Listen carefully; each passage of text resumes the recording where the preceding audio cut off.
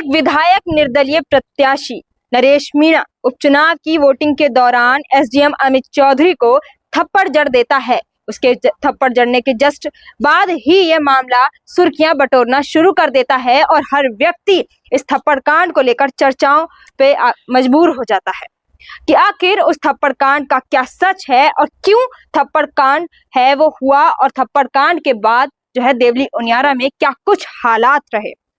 नमस्कार, आप देख रहे हैं द खटक राजस्थान का उभरता हुआ डिजिटल न्यूज चैनल और मैं भूमि आप सभी के साथ।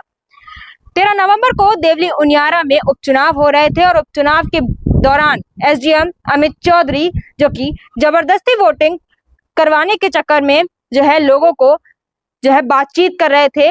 इसी दौरान नरेश मीणा आपे में आकर अमित चौधरी एसडीएम को थप्पड़ जड़ देते हैं। उसके बाद पुलिस प्रशासन भी अलर्ट हो जाता है और हाथापाई होने लगती है।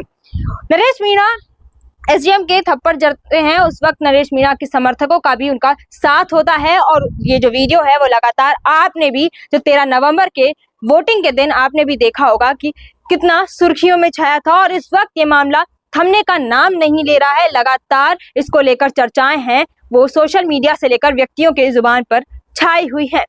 आखिर क्या था थप्पड़ कांड की वजह और आखिर क्या था थप्पड़ कांड की रात का सच।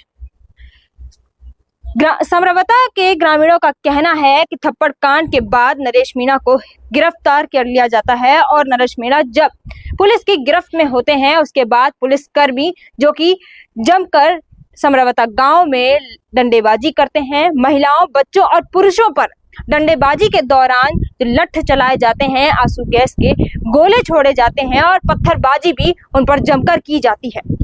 पुलिसकर्मी के जितने भी सीसीटीवी फुटेज हैं वो ग्रामीणों के घर के आगे लगे कैमरे में कैद हो जाते हैं और इस वक्त वे वीडियोस भी काफी चर्चाओं में है। एक वीडियो सामने आता है समरवता गांव के एक ग्रामीण के गांव के घर के आगे का फुटेज जहां पर पुलिसकर्मी जो है दूसरे घरों में पत्थरबाजी करते हुए देखे जाते हैं और आंसू गैस के गोले जो है लगातार छोड़े जाते हैं। वही एक आंसू गैस का गोला जो है महिला के साथ सो रहा एक बच्चा था उसके पर छोड़ा जाता है तो वह महिला कहती है जैसे तैसे हम तो बचकर निकल आए लेकिन मेरा बच्चा जो कि 2 से 4 साल का था, 2 से 3 साल का था, जो कि उसका बच्चा वो अभी तक दर्द के मारे करहा रहा है। उसका जो पैर है वो जल गया। इसका जिम्मेदार कौन है? ग्रामीणों का कहना है कि पुलिस जो है पुलिसकर्मी हैं उन्होंने जो है बिल्कुल निंदनीय जो हिंसा के रूप में उन्होंने जो है पत्थरबाजी की है, आंसू गैस के गोले छोड़े हैं। वही ग्रामीणों की बात का जवाब देते हुए टोंक के जो एसपी विकास सांगवाना हैं वो जवाब देते हैं और कहते हैं पुलिस के ऊपर मारपीट के जो आरोप हैं वो बिल्कुल गलत हैं। पुलिस के साथ मारपीट की जाती है, पत्थरबाजी की जाती है।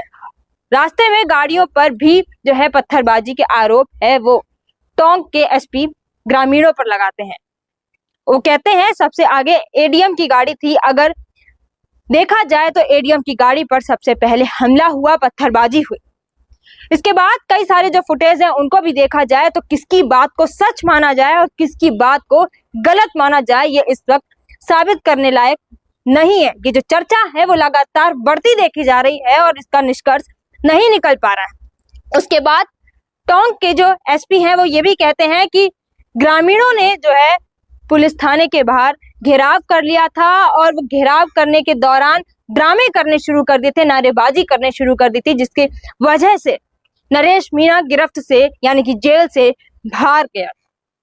भागने के दौरान दोबारा से नरेश मीणा को पकड़ा जाने लगा और इस वक्त जो है नरेश मीणा हिरासत में हैं और लगातार चर्चाएं नरेश मीणा के हिरासत में समरवता में चल रही हैं। और कल नरेश मीणा के पिता समरवता गांव पहुंचे और लोगों से बातचीत की तो लोगों ने अपनी अपनी आप बीती बताई।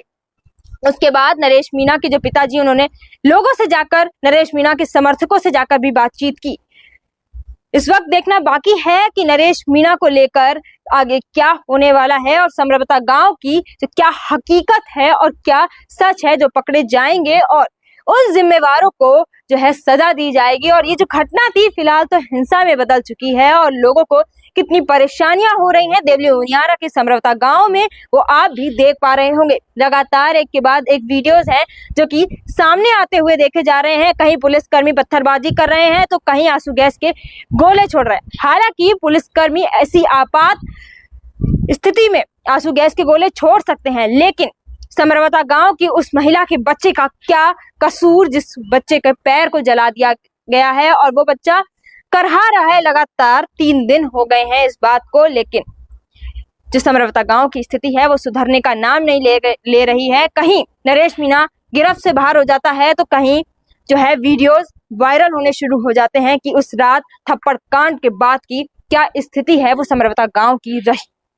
इस वक्त ये मामला काफी सुर्खियों में है और लगातार जो है बड़े बड़े अपडेट्स सामने आते हुए देखे जा रहे हैं कि आखिर समरवता गांव की स्थिति इस वक्त क्या है और 13 नवंबर की रात को समरवता गांव में क्या स्थिति थी और क्या कुछ आप बीती थी जो लोग बता रहे हैं।